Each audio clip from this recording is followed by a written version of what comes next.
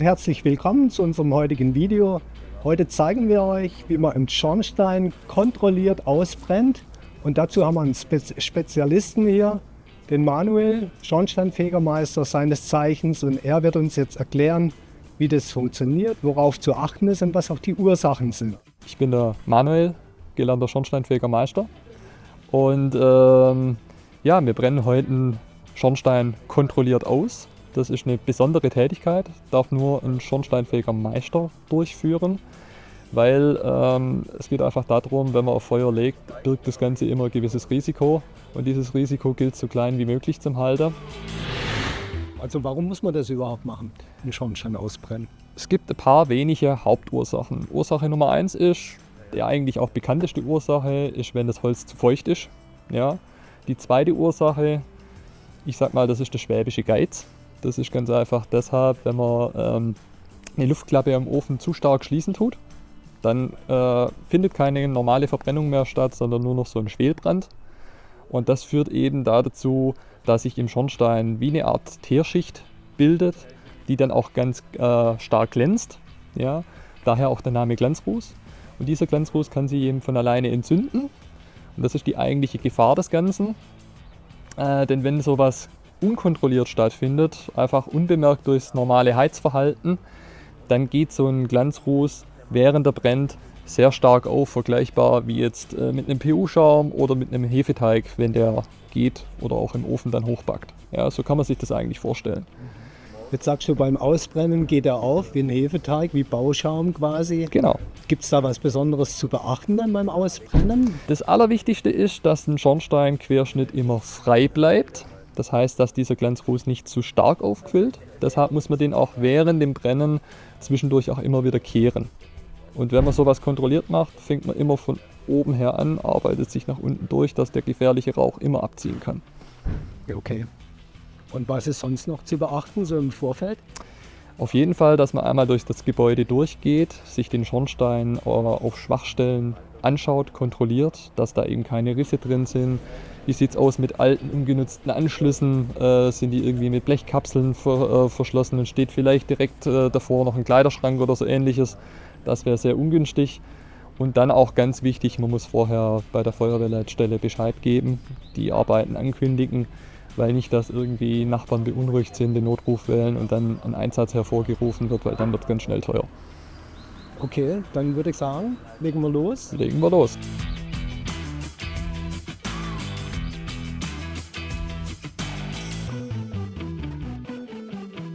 So, dann schauen wir doch mal in den Schornstein rein.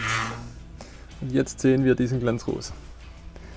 Der Glanzruß lässt sich nicht durch das normale Kehrwerkzeug entfernen. Deshalb brennen wir den Schornstein heute kontrolliert aus. Denn durch das Feuer wird dieser Glanzruß ausgetrocknet, wird dann spröde und lässt sich dann relativ einfach abkehren. So, als Werkzeug haben wir hier einmal eine Gasflasche mit einem Flammenwerfer. Wir haben unser Kehrwerkzeug, dass wir uns die Finger nicht verbrennen. Es gibt spezielle Hitzeschutzhandschuhe und da es um Feuer geht, ist Sicherheit sehr, sehr wichtig. Deshalb habe ich schon eine Atemschutzmaske rumhängen und wenn ganz Not am Mann ist, ein Feuerlöscher.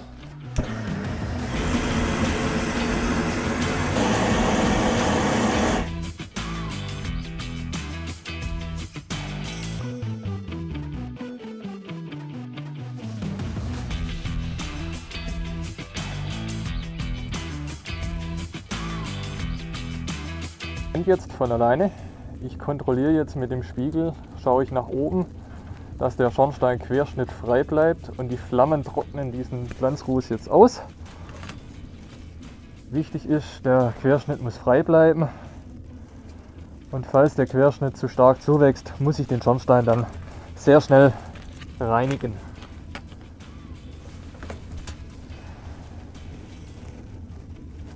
Das sieht doch gut aus.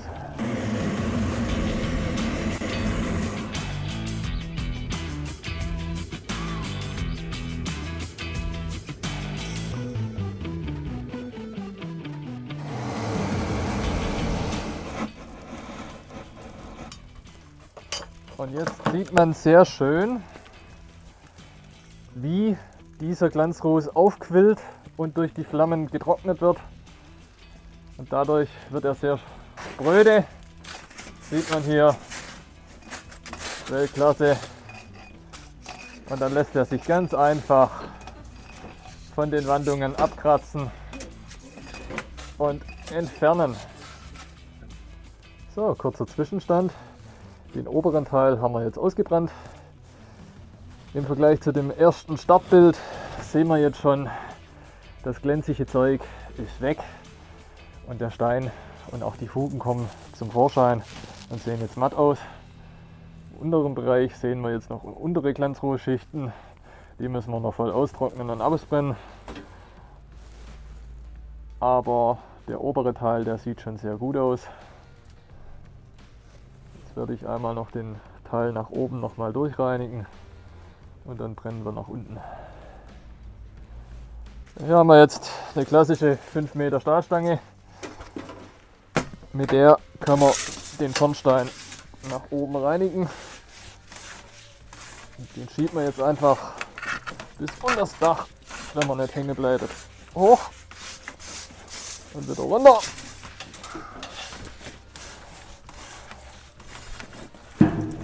Jetzt sind wir ganz oben.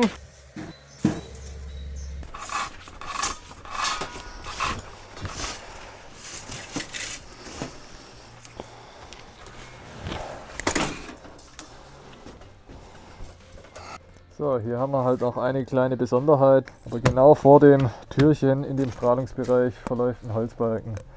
Dieser Holzbalken, da muss ich halt einfach immens drauf aufpassen, dass wenn ich den Schornstein ausbrenne, dass ich einfach nicht zu viel Dampf auf die Gasflamme gebe, weil ansonsten kann dieser Balken sehr, sehr schnell sehr warm werden und Holz ist natürlich brennbar, deshalb muss man da drauf aufpassen. Jetzt nehmen wir uns noch unsere Kehrleine mit der Eisenkugel vorne dran und reinigen den Schornstein abschließend nach unten. Setzen wir hier den Rollbock rein. Oh ja, da war der Tropfen. Jetzt brennen wir noch einmal zur Kontrolle.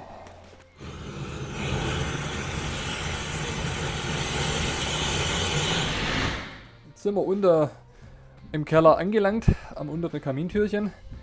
Oben haben wir jetzt soweit schon alles aufgeräumt. Und jetzt machen wir hier gleich das Türchen auf. Wichtig, ich habe hier schon Metallgefäße vorbereitet, mal 2 Stück, weil da wird jetzt ein bisschen was rauskommen.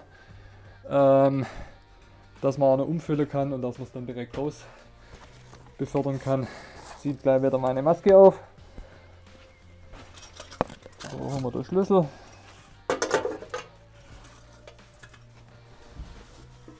Dann ziehe ich mir noch geschwind meine Hitzeschutzhandschuhe über, weil da drin ist ein bisschen heiß. Und dann kann ich hier vorsichtig das Blech rausheben.